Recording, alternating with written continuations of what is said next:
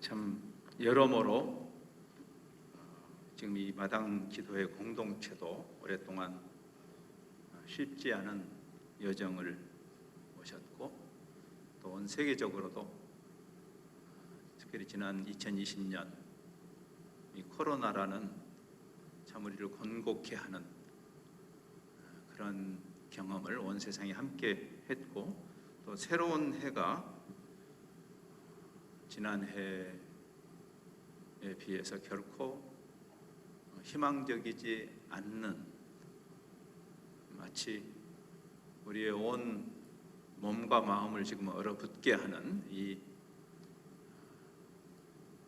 우리가 이렇게 강추위를 얼마 만에 경험하는지, 이 강추위만큼이나 우리를 참 곤곡해 하는 그런 현실 속에 우리가 있습니다.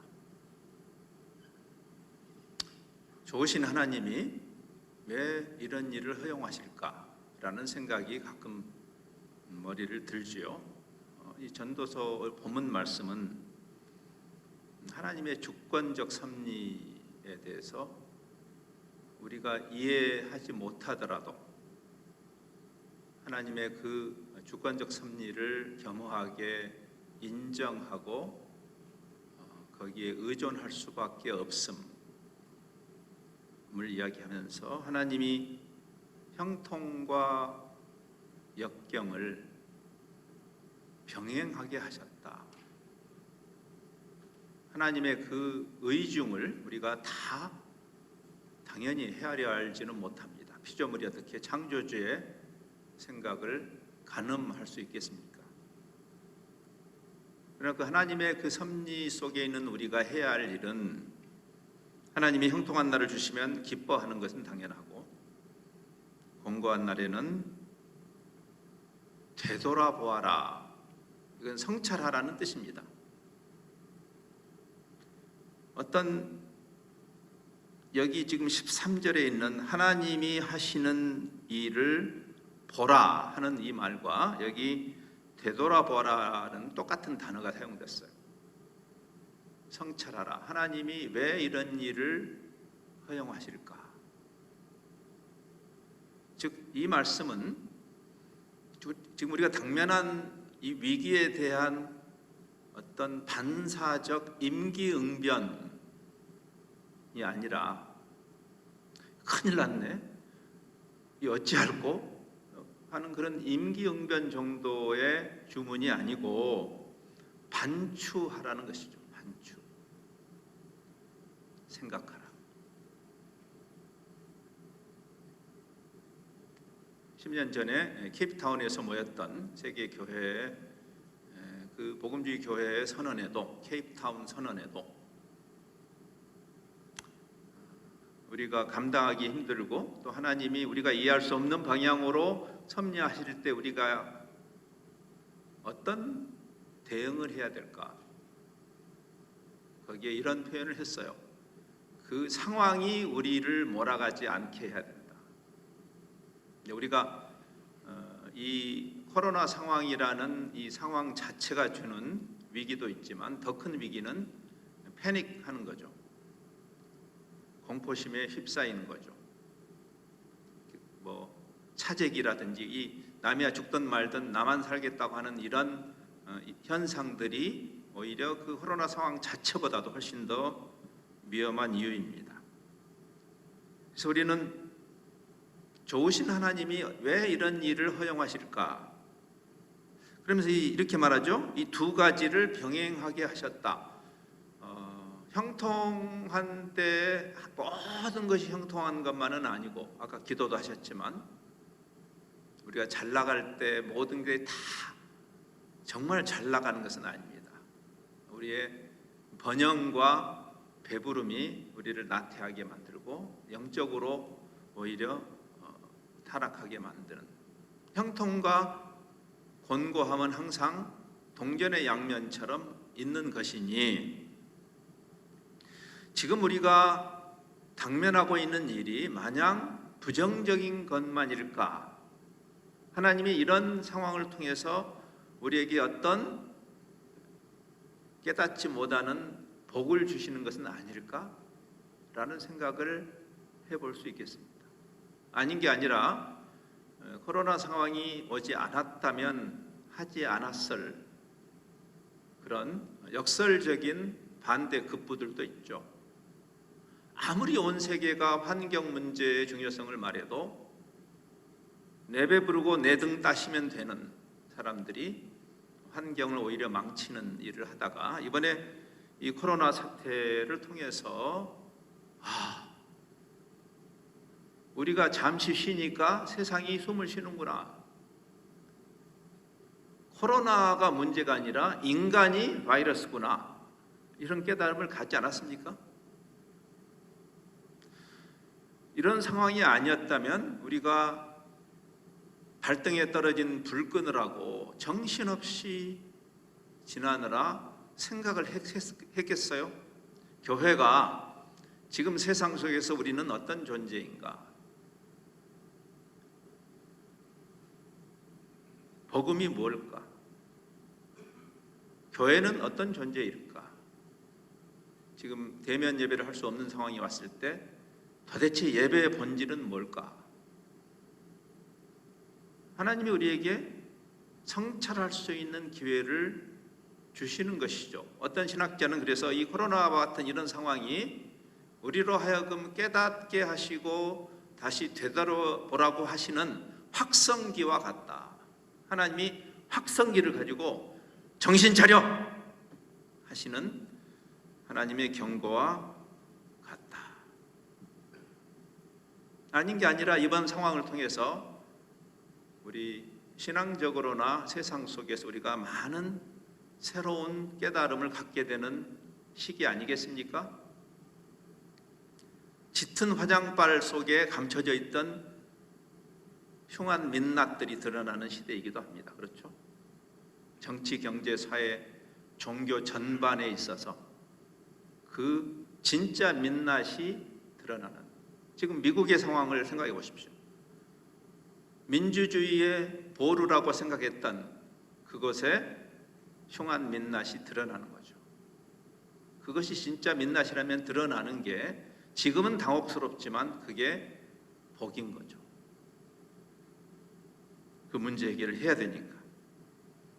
종교의 민낯이 많이 드러난 시기이기도 하죠. 아까 기도도 하셨지만 도대체 교회의 역할이 뭔가? 우리의 종교적 특권을 이만큼도 빼앗기지 않겠다고 하면서 오히려 슈퍼 확진자 역할을 교회가 하는 것이 현실이라면 도대체 교회는 왜 있는 것인가? 우리 스스로도 자괴감을 느끼면서 그 교회의 교회됨에 대해서 복음의 복음되는 무엇인가? 우리가 온 세상에 하나님의 그 구원의 좋은 소식인 복음이, 그 복음을 붙들고 확산하겠다는 우리가 그 복음의 본질과 정반대 방향으로 바리새적인 종교 집단이 되어버린다면 도대체 우리는 뭐 하자고 이렇게, 오늘도 날씨도 추운데 이렇게 나와서 주일 예배를 드리는 것입니다. 사실 이 상황은 우리의 민낯이 많이 드러나게 하는 하나님의 섭리적 상황이기도 한 거죠. 왜? 그것이 우리를 힘들게 하지만 동시에 그 힘들게 하심이 우리를 돌아보고 진정한 우리 몫의 개혁을 하게 하시는, 이 시대의 대표적인 무신론 철학자로 찰스 테일러라는 분이 있습니다. 그분이 쓴 대표적인 책이 세속시대라는 책입니다. 세속시대라는 그 말 속에는 종교시대의 종말을 이야기합니다. 서구가 보통 우리가 미국이나 유럽 하면 기독교 국가 이렇게 인식되던 그 인식이 끝난 시대를 우리가 살고 있는 거죠. 근데 세속시대가 왜 왔을까? 그런 그 책에서 그들이 표리부동함, 지금 우리가 예를 들어서 미국의 의회 민주주의에 대해서 굉장히 놀래잖아요. 어떻게 저런 일이 있을 수 있는가? 그들이 내세우는 가장 세계 민주주의를 수호하는 수문장과 같은 그런 그들의 선언과 실제로 그들이 보여주는 것이 표리부동할 때 우리는 낙심하게 되죠. 아, 저 사람들도 믿을 바가 못 되는구나. 유럽이 잘난 척을 다 하더니 이 코로나 이 방역 하나도 제대로 하지 않는 그런 걸 보면서 아, 옛날에는 유럽 사람들의 기준이 뭐가 달라도 다를 거야 라고 했던 신뢰들이 무너지는 그런 일종의 환멸, 이 소위 지금 이 포스트 모던 시대라고 하죠. 이 모든 과거의 권위주의를 배격하는 시대에 우리가 살고 있어요. 그 권위주의 안에는 정치나 체제에 대한 배격도 있지만 종교에 대한 배격이 있는 거죠. 지금 그 이야기를 하는 거예요. 찰스 테일러. 진정성이 없는 시대. 교회가 온갖 좋은 단어는 다 갖다 쓰면서, 그렇죠? 우리 기독교가 이 세상에 좋은 단어는 다 갖다 쓰잖아요. 근데 우리가 그렇게 말하는 것과 우리의 존재가 세상의 눈에 비치는 교회의 모습이 너무 맞지 않는 거죠. 그때 오는 이 시대, 이 포스트 모던 시대의 가장 빼어난 감정이 바로 환멸이라는 감정입니다. 환멸. 그래서 모든 권위주의에 대해서 배격하는 거죠. 기독교만의 문제는 물론 아니죠. 무소유를 주장하는 불교의 가르침으로 많은 사람에게 감동을 주었던 어떤 땡중이 그것을 이용해서 자기의 개인의 착취, 그래서 그 불교계에 큰 실망을 주는 이런 일들, 즉 진정성이 부재하는 거죠. 진정성이란 말은 자기가 표방하는 그것과 자기 존재가 일치함을 말하는 거죠. 그렇죠? 자기 충실성, 그렇게 표현하기도 합니다. 요즘 온라인으로 우리가 많은 그런 이런 권해의 시간을 갖습니다. 같이 말씀을 읽기도 하고 또 지금 화두가 되고 있는 그런 중요한 주제를 가지고 거기에 대해서 아주 깊이 있게 글을 쓴 분들이 글을 읽고 목회자들이나 또 사역자들이 이렇게 온라인으로 북클럽 형태로 이런저런 담론들이 진행되고 있습니다. 하나님이 지금 그런 기회를 주신 것이에요. 공고한 때 생각하라고 하셨으니까. 그래서 우리도 많은 생각을 하고 있습니다. 이런 기회가 이런 기회 비용을 우리가 낭비해서는 안 될 겁니다. 어떻게든지 빨리 코로나가 사라지는 그날이 오는 것이 중요한 것은 아닌 것 같습니다. 이런 상태로 코로나가 끝나면 되는 거예요? 세상이? 아니죠. 오히려 기회인 거죠. 모든 것을 내려놓고 생각하는. 근데 한 신학자의 글을 저희들이 만나게 됐는데 그분도 그런 얘기했어요. 복음주의 신학자입니다. 그분은 이런 굉장히 우리를 가슴을 철렁하게 하는 선언을 했어요. 최근에 읽은 책입니다. 과거의 세상이 공산주의를 폐기한 것처럼, 여러분 공산주의가 어떻게 일어나는지 아시죠? 이 천민자본주의에 대한 빈익빈 부익부에 대해서 지긋지긋했던 그 시대, 칼 막스라는 탁월한 이론가가 공산주의 이론을 대안으로 내죠. 칼 막스의 자본론은 지금도 탁월한 책입니다. 그 책 자체가 악하지 않습니다. 굉장히 탁월한 논리를 갖고 있고 지금도 경제학을 공부하는 분들의 필독서죠. 성경의 버금가는 그야말로 모든 시대에 가장 많이 팔리는, 읽히는 책 중에 하나입니다. 지금도. 근데 그 훌륭한 논리, 그 막스와 마르크스와 그 엥겔스가 정말 클래식에 해당하는 그런 대단한 논리를 폈지만 그 공산주의 이론이 왜 팽당했을까요? 그들이 내세우는 그 약속을 그들이 실천하지 않았기 때문입니다. 그래서 버린 거죠. 근데 이 신학자는 이야기를 해요. 그 이야기를 하면서 마치 온 세상이 그 탁월한 공산주의 이론을 버린 것처럼 지금 기독교를 버리고 있다. 이렇게 말했습니다. 이해가 가지 않습니까? 저는 이해가 갑니다. 그 말이. 하나님이 우리에게 지금 확성기, 코로나라는 확성기를 대고 생각하라. 어떻게 해야 우리가 다시 대면 예배가 시작될까? 그렇게 말하지 말고 어떻게 우리가 잃어버린 것을 다시 회복할까? 잃어버린 것을 회복한다라는 그 전제는 전에 잃어버린 것이 진짜냐? 그러면 그거 회복해야죠. 우리가 지금 언택트 시대가 돼서 예배가 사라지고 교회가 해체되는 것입니까? 정말 그런 거라면 저는 다행이라고 생각합니다. 우리 과거의 교회가 건강했고 우리의 예배가 하나님이 성경에서 말씀하시는 그 예배였다면 다행이죠. 우리가 잠시 이 코로나 때문에 잠시 그게 미뤄지는 정도라면 하나님께서 마치 우리가 컴퓨터 일을 하는데 가끔 제 노트북이 제가 지금 한 10몇 년 썼는데 지금 돌아가실 징조를 자꾸 보여요. 가끔 이렇게 이상해지면서 탁 꺼지는 경우가 있습니다. 지금 바쁘게 뭘 하고 있는데 하나님이 그 리셋 버튼을 누르신 것이 아닐까 하는 생각이 들어요. 여러분 아무리 바빠도 컴퓨터가 딱 셧다운이 되어버리면 어떻게 해요? 할 수 없어요. 마음이 바빠도 생각하는 거예요. 내가 뭘 잘못 눌렀지? 뭐가 문제지? 이 문제가 없었을 때는 그 문제에 대해서 생각을 안 할 겁니다.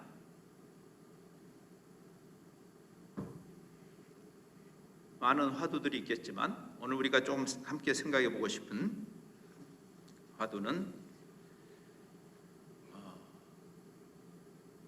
신학적으로 성경적으로 우리가 이 코로나 시대에 하나님의 창조 세계에 대한 우리의 책임에 대해서 비로소 특별히 복음주의 교회가 생각하게 되는 그런 계기를 주셨습니다.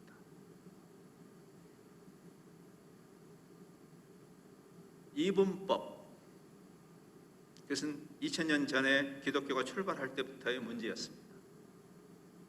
아이러니하게도 신약 성경이 그 당시에 헬라어로 기록이 되면서 우리가 어떤 언어를 쓰잖아요. 그럼 그 언어를 쓰면 그 언어가 갖고 있는 생각의 틀이 함께 들어와요. 재미있는 일입니다. 여러분이 외국어를 배우신 분들이 많이 계시겠지만 우리말을 할 때 우리말의 그 틀이 우리에게 무의식적으로 주는 우리의 그 말을 쓰면서 하는 생각의 틀이 있고 언어를 바꾸잖아요. 그러면 그 언어의 그 생각의 틀이 우리를 또 이렇게 점령해요. 거의 무의식적으로. 초대교회에 굉장히 강하게 경고했던 이단이 바로 영지주의 이단인데, 영지주의 이단은 그 플라톤적 이원론에 근거해서 성스러운 것과 속된 것을 구분하고, 그렇죠? 우리의 신앙을 종교의 영역으로만 끌고 가는, 하나님이 온 세상을 창조하셨죠? 교회당을 창조하신 거 아니고 하나님이 만유를 창조하셨고 하나님의 구원 계획은 만유의 회복이죠. 그리스도를 지불한 것은 인간들을 구원하기 위함이 아니고 인간을 포함하지만 심지어는 인간으로 축소했을 뿐 아니라 이원론이 인간 중에서도 영혼을 구원한다라는 이상한 이론이 나온 거예요. 영혼, 우리 고기 덩어리는 이제 관심 없어. 버리고 요 안에 있는 영혼만 쏙 빼먹는 하나님. 이런 신학 속에서 하나님의 피조 세계에 대한 우리의 교회의 책임에 대해서 이야기할 수 있는 틈이 있었을까요? 제가 아까 소개한 10년 전에 그 케이프타운 선언에서 비로소 처음으로 세계 교회가 함께 그렇지 않다. 다시 성경 전체를 다시 봐야 한다. 창세기 1장부터 시작해야 된다. 저는 선교사인데 선교의 자리매김도 잘못됐어요. 성경 다 찢어버리고 맨 뒤에 있는 여기 신약 성경 마태복음에서 맨 끝장 소위 지상명령 구절을 가지고 가자 이렇게 하는 것이 옳은가? 선교의 자리매김은 무엇인가? 창세기 1장에서 시작해야 되는 거 아닌가? 창세기 1장 27절 28절에 있는 그 문화 명령이라고 그러죠. 하나님이 우리를 하나님의 형상으로 만드신 거죠. 인간을. 놀라운 일이죠. 인간의 존엄성이 거기서 출발하죠. 무엇을 위해서 만들었는가? 마치 하나님이, 선하신 하나님이 창조하신 세계를 사랑과 공의로 통치하시듯 하나님의 형상으로 만든 인간이 그 역할을 하도록 하나님의 대리자로, 그게 원래 하나님의 계획이에요. 그게 성경이 우리에게 말하는 것입니다. 근데 그게 망가졌죠. 왜? 우리가 망가졌으니까. 죄가 들어와서 우리가 그 일을 할 수 없게 된 거죠. 복음은, 전도는, 선교는 왜 필요하냐면 우리가 망가진 우리가 하나님이 원래 인간을 만드신 그 인간의 책무를 감당할 수 없게 됐기 때문에 회복이 필요한 것이죠. 예수 그리스도를 통한 구원의 회복이 필요한 것이고, 궁극적으로는 다시 우리가 예수 믿고 천당 가는 것이 목적이 아니라, 성경에도 없는 그런 이야기를 하지 말고 회복된 우리가 하나님의 형상이 회복되고 하나님의 사랑과 공의가 회복되는, 온 세상을 하나님의 사랑과 공의로 다시 제사장 노릇하는 그 궁극적인 대하 드라마와 같은 그림을 향해서 성경이 기록되고 있습니다. 근데 우리가 그 이분법적 사고 때문에 예수 믿고 천당 가는 영원 구원 이렇게 돼버린 거죠. 여기에 대한 깊은 신학적, 성경적 성찰과 반성이 일어난 것입니다. 여러분, 코로나 사태를 생각해 보세요. 피조 세계를 우리가 망가뜨려 놓은 결과 아니겠습니까? 오남용이죠. 오남용. 경제와 개발 논리로 전부, 아까 그 기도하실 때 그 말씀하셨지만, 전부 여호와 하나님을 섬기는지 만몬 이 바알신을 섬기는지 알 수 없는 교회조차도, 그러면서 오히려 피조세계의 청지기가 아니라 피조세계를 망가뜨리는 결과 아닙니까? 여러분, 지금 백신 이야기가 나오지만 백신이 나오면 뭐예요? 솔직히 또 다른 바이러스가 나올 텐데 근원적인 해법이 필요하지 않겠어요?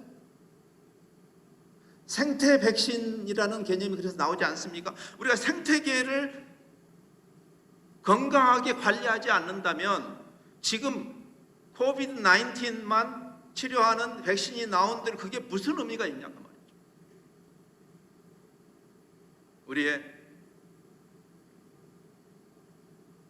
교회가, 신학이 잘못되면 세상이 함께 고통하는 이유입니다.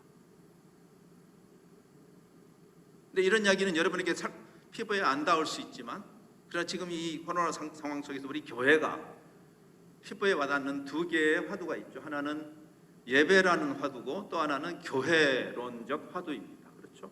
지금 우리가 대면 예배를 드리지 못하는 이 상황에서 예배가 도대체 뭘까? 저는 공예배가 중요하다고 생각합니다. 그래서 전 여기까지 달려온 거예요. 공예배는 중요한. 그러나 잘 생각해 보면 성경이 예배를 공예배로 정의한 적은 없습니다. 예를 들어서 바울의 교회론을 생각해 보세요. 예배론을 생각해 보세요. 로마서 12장에 변화되어서 하나님의 선하시고 기뻐하시고 원죄하신 뜻을 분별하고 구현하는 일. 우리가 성경에서 많은 예배에 대한 많은 구절들을 뽑아낼 수 있습니다. 예를 들어서 히브리서 13장에는 이런 말이 있어요. 오직 선을 행하고 서로 나누어 주기를 잊지 말라. 지금 이 코로나 상황에서 공예배를 못 드리는 게 문제가 아니라 어떻게 고통당하는 세상에게 우리가 유익한 존재 공동체로 있을 수 있을까? 왜? 하나님은 그런 제사를, 그런 예배를 원하신다. 구약 성경에 순종이 제사보다 낫다.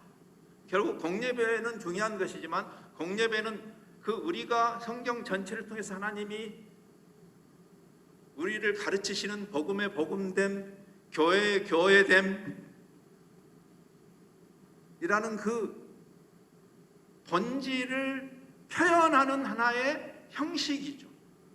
그렇죠? 율법주의 문제가 거기 있는 거죠.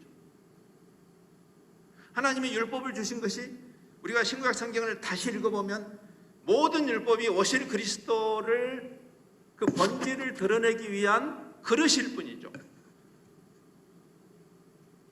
견월망지란 말 있지 않습니까? 견월망지. 보름달이 뜨니까 야, 저 달을 봐.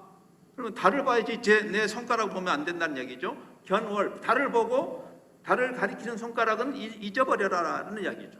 그게 율법의 의미죠. 율법주의 문제가 거기 있죠. 우리가 공예배조차도 율법주의적 내가 주일 예배 정도는 가야지 라고 한다면 우리는 이거 버려야 될 겁니다. 이게 예배의 본질은 아니니까. 바리새인들과 예수님이 싸우신 지점입니다. 마태복음 23장 23절에서 예수님이 그렇게 말하죠. 화 있을진저 외식하는 서기관들과 바리새인들. 여기 외식한단 말이 그 말이죠. 그 의전을 전체로 이해하는 사람. 그게 외식이에요.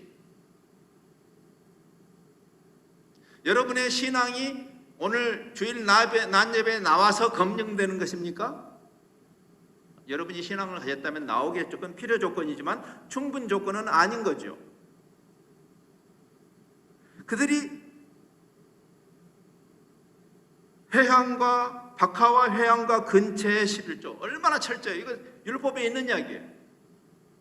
근데 그 율법은 그릇이라고 그랬어요. 그 율법이 담고 있는 내용을 생각지 않고 그 그릇에 집착하는 행동, 그러면서 더 중요한 바 율법의 정신이죠. 정의와 긍휼과 믿음은 버렸다. 이 신앙 공동체가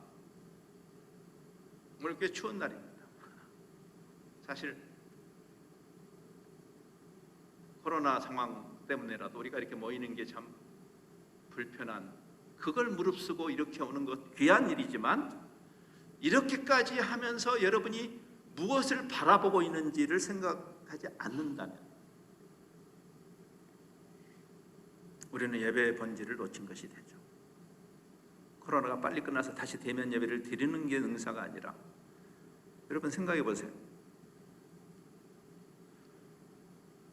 비대면 상황이 예배를 망친 것이 아닙니다. 우리가 예배자가 아닌 것이 문제죠. 오히려. 그렇죠? 여러분 생각해 보세요. 초대교회도 비대면 상황이었습니다. 다른 이유로. 지금은 역병 때문에 비대면이지만 초대교회는 핍박 때문에 비대면이었어요. 어차피 그들은 남들이 눈에 띄게 모일 수 없었습니다. 그러니까 비대면이 우리의 예배를 망치는 것은 아닙니다. 사실은 예배의 본질에 대한 깊은 성찰이 필요하죠. 교회도 마찬가지입니다. 교회론 비대면이 우리의 많은 사람이 모이는 것을 불가능하게 하는 것, 그것이 본질의 문제인가요? 군중의 문제인가요? 교회는 군중인가요? 아니죠. 제자 공동체죠. 여러분 잘 배우셨잖아요. 사랑의 교회라는 이 제자도에 대해서 자타가 공인하는 교회에서 잘 배우셨잖아요. 제자 공동체잖아요.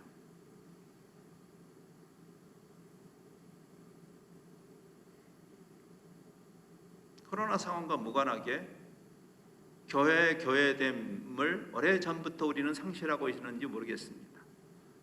많은 젊은이들, 제가 이제 우리 젊은 이들하고도 이렇게 학습 공동체를 함께 나누는 그룹들이 있어요. 고뇌가 깊습니다. 젊은이들이. 요즘 가나안 성도 현상, 특별히 젊은 그룹에서 많죠.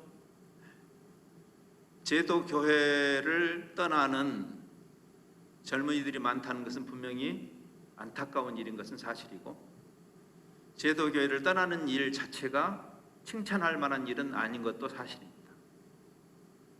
그러나 그들이 왜 떠날까? 즉 코로나와 무관하게 교회됨을 이럴 때 많은 사람들이 낙심하고, 아까 환멸 이야기했죠? 낙심하고 떠나죠. 어떻게 보면 역설적으로 이 가나안 성도 현상은 이 시대의 진정한 교회 개혁을 요구하는 소리 없는 아우성일 수 있습니다.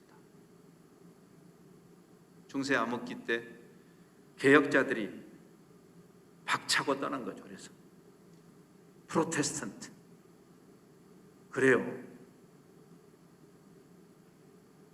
믿음을 떠나지는 않지만 제도 교회를 떠나는 이 현상에 대해서 저놈들 큰일 났네, 나쁜 놈들인데 이렇게 말하지 말고, 우리는 정말 교회 공동체인가? 우리는 정말 제자 공동체인가? 500년 전에 개혁자들이 개혁이 끝났다고 말하지 않았습니다. 그렇죠? 개혁이 시작된 거죠. 그러면서 항상 개혁하는 교회를 주문했어요. 그렇죠? 모든 시대는, 그래서 그 시대의 몫에 하나님의 말씀에 근거한 개혁의 그 여정을 가야만 하는 거죠. 여러분이 옳지 않음에 대해서 항거하고 투쟁하는 일도 해야 되지만 그것이 아니라고 하는 것과 동시에 그러면 뭐냐를 고민해야 되는 이유예요. 여러분의 과제입니다. 예스와 노를 하라고 했으니까 노는 잘 하셨어요, 여러분. 지금 그러면 무엇에 예스 하시겠습니까? 지금 하나님 우리에게 성찰의 기회를 주시는 것입니다. 그냥 다람쥐 쳇바퀴 돌듯이 과거에 하던 일을 계속 관행적으로 이어가면 잘하고 있는 것이 아니고, 제가 이 던진 화두들은 한 번에 짧은 설교로 기승전결을 가지고 갈 수 있는 것은 물론 아닙니다. 그러나 아마 이 신앙 공동체가 스스로 끌어안고 말씀과 씨름하면서 긴 여정을 가셔야 할 것입니다. 모이기 위해서 모이는 것은 의미가 없습니다. 본질 때문에 모여야 할 것입니다. 본질을 놓치는 형식은 불필요한 정도가 아니라 가증합니다. 하나님께서 가증하다고 하세요. 하나님께서 자기가 하라고 하셔놓고 그 제사와 절기와 하나님이 다 제정하신 것입니다. 근데 아까 말했죠. 그 그릇 때문이 아니라 그릇에 담겨있는 본질 때문에 주신 것인데 그 그릇만 붙잡고 있으니까 하나님이 그 그릇 갖다 버려라 하시는 그 말씀을 결론으로 읽고 메시지를 마치겠습니다. 이사야서 1장 11절부터 18절까지 조금 길지만 여러분이 깊이 하나님이 여러분의 귀에 여러분 개인적으로나 이 공동체에게 주시는 말씀이라고 생각하면서 조금 묵상하면서 들으시면 좋겠습니다. 11절부터 제가 읽겠습니다. 여호와께서 말씀하시되 너희의 무수한 재물이 내게 무엇이 유익하냐? 나는 숫 양의 번제와 살진 짐승의 기름에 배불렀고 나는 숫송아지나 어린 양이나 순염소의 피를 기뻐하지 않는다. 하나님이 달라고 하신 건데 너희가 내 앞에 보이러 오니 이것을 누가 너희한테 요구했느냐? 내 마당만 밟을 뿐이라. 마당 기도회가 마당만 밟아서야 되겠어요? 헛된 죄물을 다시 가져오지 말라. 분향은 내가 가증히 여기는 바요. 월삭과 안식일과 대회로 모이는 것도 그렇다. 충격적이죠? 성회와 아울러, 성회는 그릇입니다. 성회가 담는 하나님의 선과 반대되는 악을 행하는, 교회가 아무리 많이 모여도 악을 행하는 것을 내가 견디지 못하겠다. 내 마음은 너희의 월삭과 정한 절기를 싫어하나니 그것이 나에게 무거운 짐이라. 내가 그것 지기에 피곤하다. 너희가 손을 펼 때 내가 눈을 너희에게 가리고 너희는 안 보겠다. 아무리 열심히 기도해도 내가 많이 기도할지라도 내가 안 듣겠다. 차라리 기도해봐라. 금식 기도해봐라. 나 귀 막겠다. 그 말이에요. 왜? 이는 너희의 손에 피가 가득함이라. 여러분이 하시는 비즈니스는 누구의 피눈물 위에 서 있는지를 한번 생각해 봐야 되지 않을까요? 도대체 크리스찬들이 비즈니스 한다는 의미는 뭘까요? 너희는 스스로 씻으며 스스로 깨끗하게 하며 내 목전에서 너희 악한 행실을 버리며 악행을 그치고 선행을 배우며 하나님의 선하신 자 정의를 구하며 하나님의 공의를 따라서 학대받는 자를 도와주며 고아를 위하여 신원하며 그들의 억울함을 풀어주며 과부를 위하여 변호하라 하셨느니라. 그러면서 이 마지막 절이 말씀해요. 여호와께서 유명한 말씀이죠. 오라 우리가 함께 토론하자. 함께 대화해보자. 그냥 하는 일을 아무 생각 없이 계속 반복하지 말고 한번 토론해보자. 오늘 본문의 말씀처럼 공고한 날에는 하나님이 왜 이런 일을 우리에게 섭리하셨는지 되돌아보고 성찰하라. 이 마당 기도회가 그냥 연명하는 모임이 되지 않고 아까 우리 집사님이 대표 기도하실 때 잘 기도하신 것처럼 이것은 여러분들만의 위기가 아니라 저는 현대 교회의 위기라고 생각합니다. 하나님이 은혜를 주셨어요. 고통스러운 은혜죠. 좀 멈추고 생각해라. 본질을 다시 회복해라. 우리 시대 몫의 개혁을 향해서 가라. 잠시 기도하죠. 주님, 하나님이 하시는 일을 어떻게 사람이 다 헤아릴 수 있을까? 불가능한 일입니다. 좋으신 하나님이 계신데 왜 이런 일이 생길까? 하나님이 우리에게 정답을 주셔야 되는 것도 아닐 겁니다. 우리가 아는 것은 하나님은 사랑이시고 하나님은 공의로우시고 하나님께서 세상을 사랑하셔서 독생자를 주신 것처럼 이 코로나 상황을 허용하심도 하나님이 변질을 돼서가 아니라 좋으신 하나님께서 이 풍요로운 복음의 복음됨을 교회의 영광스러움을 회복하고자 하시는 그런 하나님의 섭리 가운데 있음을 알고 주께서 살아가신 이 기회를 이 기회 비용을 낭비하지 않는 저희들의 행보가 되기를 구합니다. 오늘도 세계 방방곳곳에서 주의 날을 맞아서 이 찬양과 말씀으로 제사드리는 모든 성도들이 종교인들이 아니라 예배자로 서게 하시고 하나님의 이 말씀에 풍요롭게 담겨있는 그 하나님의 사랑과 공의의 대리자로서 창세기 1장에 원래 하나님이 인간을 만드신 그 의도를 온전히 회복하고 감당하는 그런 청지기적 그리스도인들과 신앙 공동체 되도록 주께서 은혜를 베푸시옵소서. 예수 그리스도의 이름으로